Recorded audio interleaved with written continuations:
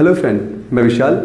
आज हम class 12th का माइक्रो इकोनॉमिक्स का नेशनल इनकम पढ़ेंगे। इसमें आपको मैं बैलेंस करना सिखाऊंगा और तीनों मेथड काफ़ी ब्रीफली समझाऊंगा। बहुत बच्चों को नेशनल इनकम में बहुत डाउट रहता है ये है क्या, क्योंकि होता क्या है कि नॉर्मली जो बुक वाले क्वेश्चन होते हैं ना उसमें डायरेक्टली क्वेश्चन करवा देते हैं, ना ही बैलेंस करके दिखाते हैं ना ही कुछ करके दिखाते, सीधा नेशनल इनकम इक्वल्स टू ये निकाल देते हैं। बट आपको इसके हर क्वेश्चन करने के दो प्रोसेस होते हैं। कितने प्रोसेस होते हैं? दो।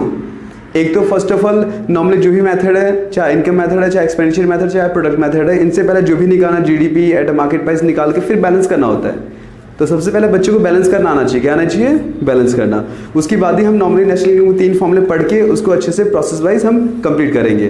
ठीक है, तो कोई भी आपको प्रॉब्लम आने वाली नहीं है। चलिए स्टार्ट करते हैं। सबको पता है कि सबने ये देखा होगा, देखिए GDP at a market price, आपका NDP at a factor cost, NNP at a factor cost, NDP at a market price. मतलब ये कुछ है क्या आपका GNP at a factor cost. मतलब ये है क्या, इसमें क्या क्या प्रोसेस है, ये जीएनपी और एफसीएमपी होता क्या है। तो दिखाता हूँ मैं आप लोगों को। हर चीज़ को आप तीन फेज से बांट दो। ठीक है, ये पहला फेस है, ये आपका दूसरा फेस है और ये आपका तीसरा फेस है, क्योंकि प्रोडक्ट आपने देखा होगा सब में सेम है। ठीक है, अब पहले फेस में क्या होता है? पहले फेस में दो चीज़ आते हैं, ग्रॉस या नेट। क्या आता है? ग्रॉस और दूसरा नेट। अगर आपके पास जी आता है तो समझ लो ग्रॉस है, एन आता है तो नेट वैल्यू है। ठीक है, नेक्स्ट देखते हैं आपका सेकंड वाले में आपका आता है आपका नेशनल और दूसरा आता है domestic. National in the sense अगर सेकंड प्लेस में आपका एन है तो नेशनल है और डी है तो डोमेस्टिक है। डी है तो आपका डोमेस्टिक है। अब पी में तो फिक्स आता है, प्रोडक्ट ही आता है। पी में क्या आता है? आपका प्रोडक्ट आता है। और आखिरी थर्ड फेज में आपका दो चीज़ आता है, एक आपका मार्केट प्राइस और दूसरा फैक्टर कॉस्ट। दूसरा क्या आता है हमारा? Factor cost. क्लियर है?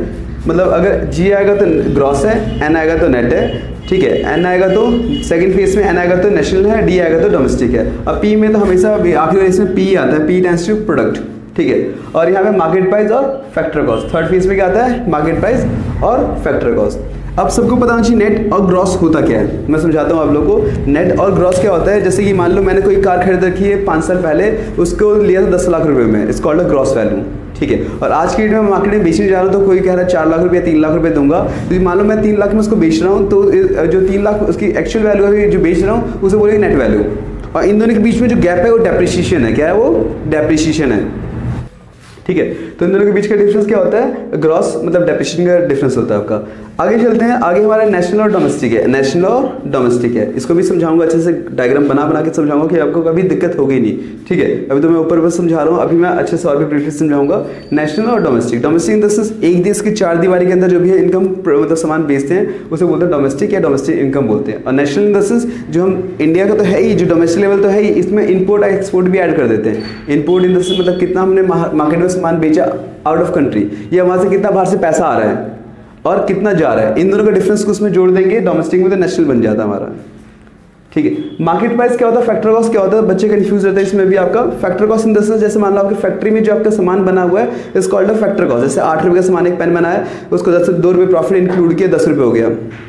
गवर्नमेंट बोलती है भाई अपना सामान मार्केट में बेचोगे, हम इतनी फैसिलिटी दे रहे तो हमें भी तो कुछ मिलना चाहिए। तो उनको हम जो टैक्स भरते हैं, जैसे कि मान लो अप्रूवल लेने के लिए, तो जो टैक्स भरते हैं कि हाँ भाई टैक्स भर दिया, अब तुम मार्केट में इजीली बेच सकता है। ठीक है, तो उसे बोलते हैं मार्केट प्राइस। डन। तो जैसे हमने 10 रुपये में 2 रुपये टैक्स भरा तो 12 रुपये उसका मतलब हो जाएगा एमपी, मतलब मार्केट प्राइस में इजीली हम बेच सकते हैं। क्लियर है? तो इन दोनों के बीच में डिफरेंस होता है एनआईटी का, नेट इनडायरेक्ट टैक्स। समझाता हूँ उसके बाद। अब चलिए यहाँ देखते हैं। आपका पहला फर्स्ट आता है हमारे पास, आपका फर्स्ट आता है कि ग्रॉस, जो ग्रॉस होता है ना, ग्रॉस वैल्यू, ये हमेशा बड़ा होता है नेट से। ध्यान दीजिएगा, अगर ये प्रोसेस अगर समझ में नहीं आया तो मैं इससे एक और शॉर्टकट तरीका भी सिखाऊंगा, वो भी ज़्यादा बेटर है, बहुत ज़्यादा शॉर्टकट हो जाएगा आप लोगों को। ठीक है, तो पहले लॉन्ग कट सीख लेते हैं, फिर शॉर्टकट भी सिखाऊंगा इसका। ग्रॉस और नेट। ग्रॉस बड़ा होता है नेट से, नेट और ये आपका ग्रॉस। अगर आपको नेट से ग्रॉस पे जाना है, मतलब छोटे से बड़े पे जाना है, तो प्लस करोगे डेप्रिसिएशन। डेप्रिसिएशन हम क्या करेंगे? यहाँ पे प्लस करेंगे। अगर आपको बड़े से छोटे पे जाना है तो माइनस करना है आपको डेप्रिसिएशन। ठीक है, इसका एक और नाम आता है कंजप्शन ऑफ फिक्स कैपिटल। क्या नाम आता है? Consumption of fix capital. Done? Clear है? आगे चलते हैं, इसमें आपका दूसरा आता है हमारे पास आपका, ये तो मैंने बता दिया था आप लोगों को, जो हमने गाड़ी खरीदी थी पहले वो ग्रॉस थी जैसे 10 लाख की, और जो आज की डेट में उसकी वैल्यू है उसको इससे क्या बोलेंगे हम, नेट वैल्यू बोलते हैं। दूसरा चलते हैं हम नेशनल, बड़ा होता है डोमेस्टिक से, नेशनल बड़ा होता है डोमेस्टिक से, डोमेस्टिक, और ये हो गया हमारे पास नेशनल।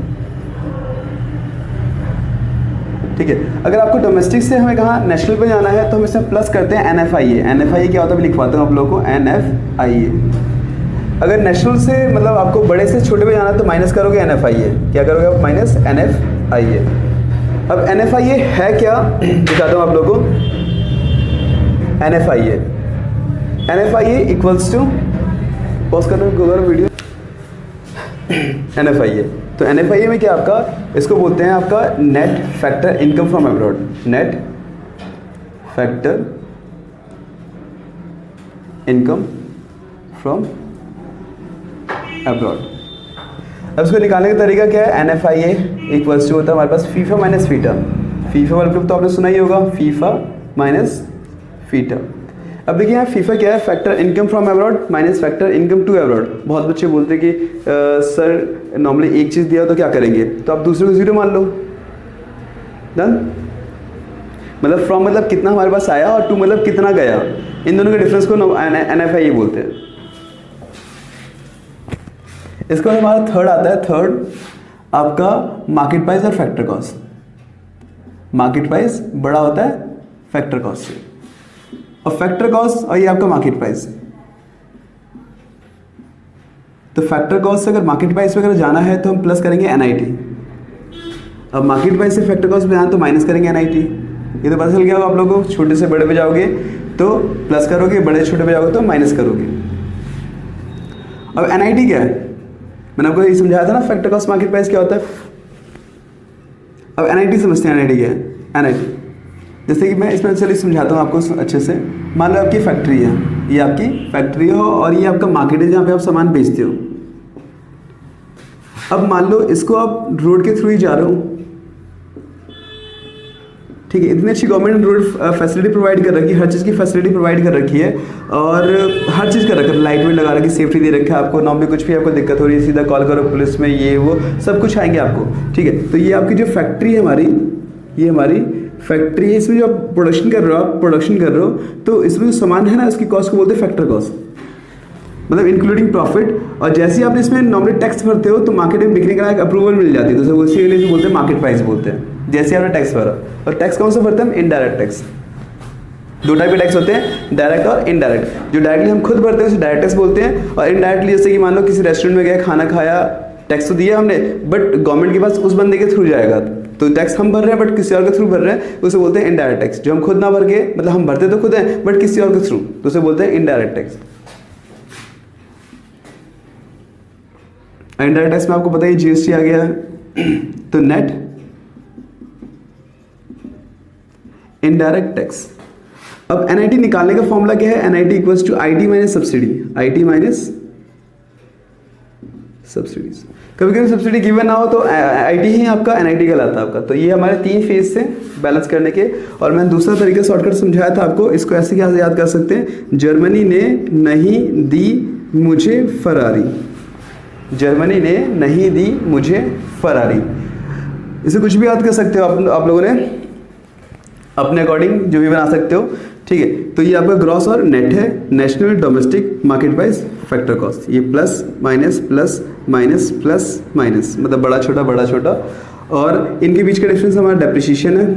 इसमें आपका NFIA net factor income from abroad, और इसमें NIT नेट इनडायरेक्ट टैक्स। तो ये शॉर्टकट तरीका भी याद कर सकते हो, ये लेंथी तरीके से याद करो या शॉर्टकट तरीका याद कर लो, डन। चलिए बैलेंस करना सीखते हैं कि कैसे बैलेंस किया जाता है। जो अभी हमने बैलेंस का फॉर्मूला पढ़ा था उसको हम एग्जाम्पल के थ्रू समझते हैं। मान लीजिए क्वेश्चन में आपका GDP at a market price दे रखा है 1600, डेप्रिसिएशन दे रखा है हमारे पास आपका 400, NIT दे रखा है हमारे पास आपका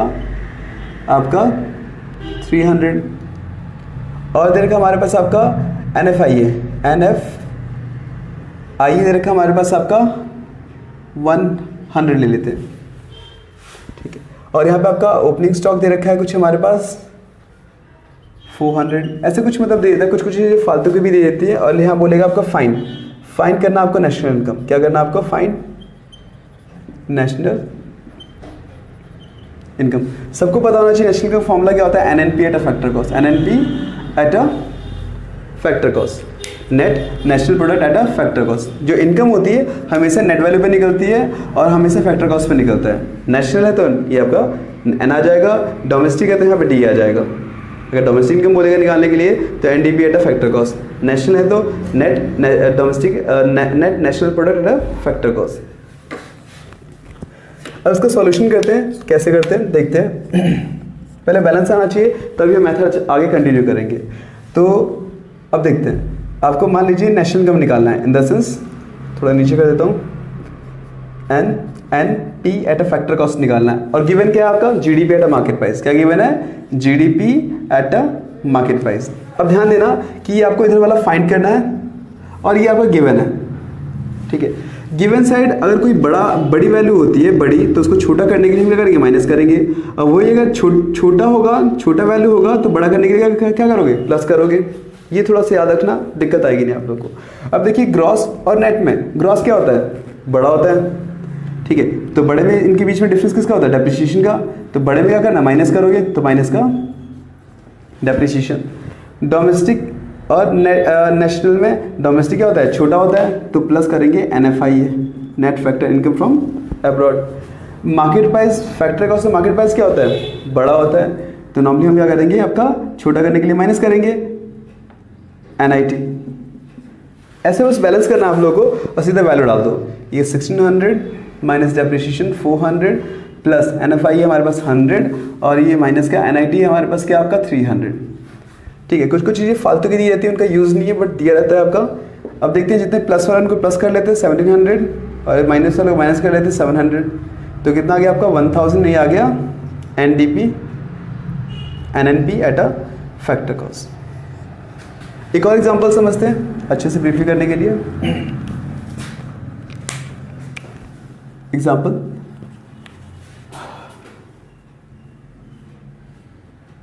मान लो NDP at a market price दे रखा है,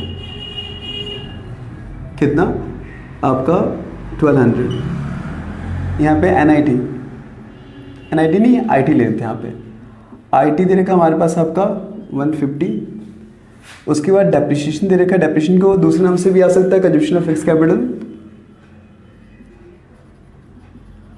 डेप्रिसिएशन दे रखा है आपका 100 लेते हैं। और फीफा दे रखा है आपका, फीफा दे रखा हमारे पास आपका 250 और क्वेश्चन में सब्सिडी दे रखी है, सब्सिडी दे रखा आपका 30 रुपीज़ का। हो सकता है आपका फीटा भी गिवन हो, अगर ना भी गिवन तो जीरो मान सकते हो आप लोग। जैसे फीफा और फीटा जरूरी कि दोनों गिवन हो क्वेश्चन में, अगर एक भी गिवन है तो दूसरे को आप जीरो मान सकते हो, ठीक है। वैसे मैं क्वेश्चन में दे देता हूँ आपको फीटा ले लेते हैं यहाँ पे आपका 150 ले लेते हैं, ये क्वेश्चन में था आपका। और यहाँ पे आपका कुछ भी रेंट भी आ सकता है, तो फालतू की चीज़ें। रेंट दे रखा के पास आपका 300 समथिंग कुछ ऐसे दे दिया हो। और बोलेगा यहाँ पे आपको फर्स्ट आपको निकालना है GDP at a market price और सेकंड निकालना है हमें पे आपका डोमेस्टिक इनकम। क्या निकालना है आपको, डोमेस्टिक इनकम। आपको पता होना चाहिए डोमेस्टिक इनकम का फॉर्मूला होता है NDP at a factor cost. इस नेशनल का होता है NNP eight a factor cost होता है, डोमेस्टिक में D आता है। ये अंतर है आप लोगों को। फिर देखिए बैलेंस करते हैं सॉल्यूशन। देखिए पहला क्या होता है, gross domestic product at a market price. और क्वेश्चन में गिवन क्या है, NDP at a market price. अब मैंने बताया था आप लोगों को ये फाइंड करना है, गिवन है, गिवन साइड अगर बड़ा होगा ठीक है तो माइनस, छोटा होगा तो प्लस। ये चीज़ ध्यान दीजिएगा आप लोग। नेट और ग्रॉस में नेट क्या होता है, छोटा, तो plus depreciation. Domestic domestic same है, PP same, market price same, बस कुछ करना नहीं है, बस इसमें वही जोड़ दो। तो 1200 प्लस डेप्रिसिएशन कितना 100, तो इक्वल कितना होगा 1300। मतलब काफ़ी कुछ फालतू की भी दी रहती है। अब देखिए क्वेश्चन आपका फर्स्ट था, सेकंड में क्या दे रखा हमारे पास आपका, सेकंड दे रखा हमारे पास आपका निकालना आपको NDP at a factor cost, और गिवन क्या है आपका NDP at a market price. तो देखो एनबी सेम है, डीबी सेम है, पीवी सेम है, ये मार्केट प्राइस फैक्टर कॉस्ट, तो बस माइनस कर देना आप लोगों को एनआईटी कि मार्केट प्राइस बड़ा होता है फैक्टर कॉस्ट से, तो बड़े को छोटा करने के लिए करना माइनस करेंगे, तो ये हो जाएगा हमारे पास आपका 1200, sorry this is the minus. NIT निकालने फॉर्मूला क्या, IT minus subsidy, IT minus subsidy, तो आईटी में सब्सिडी माइनस कर दो 150 माइनस आपका 30, तो आपका 1200 में से माइनस कर देते हैं 120, तो ये आ जाएगा हमारे पास आपका 1080। क्लियर है? ये दो एग्जाम्पल हमने बेसिकली सीखा था। अगर आपको कोई भी डाउट हो तो नॉर्मली में मुझे कमेंट बॉक्स में आप मुझे एक मैसेज डाल दीजिएगा कि मुझे ये क्वेश्चन नहीं आ रहा, और मैंने अपना डिस्क्रिप्शन बॉक्स में नॉर्मली अपना व्हाट्सएप नंबर भी दे रखा है, तो उसमें भी आप पूछ सकते हैं। Said you could do anything, kid, you could go far. You could be the president, fireman, race cars. The sky's the limit, kid, so shoot for the stars. So I strung that guitar.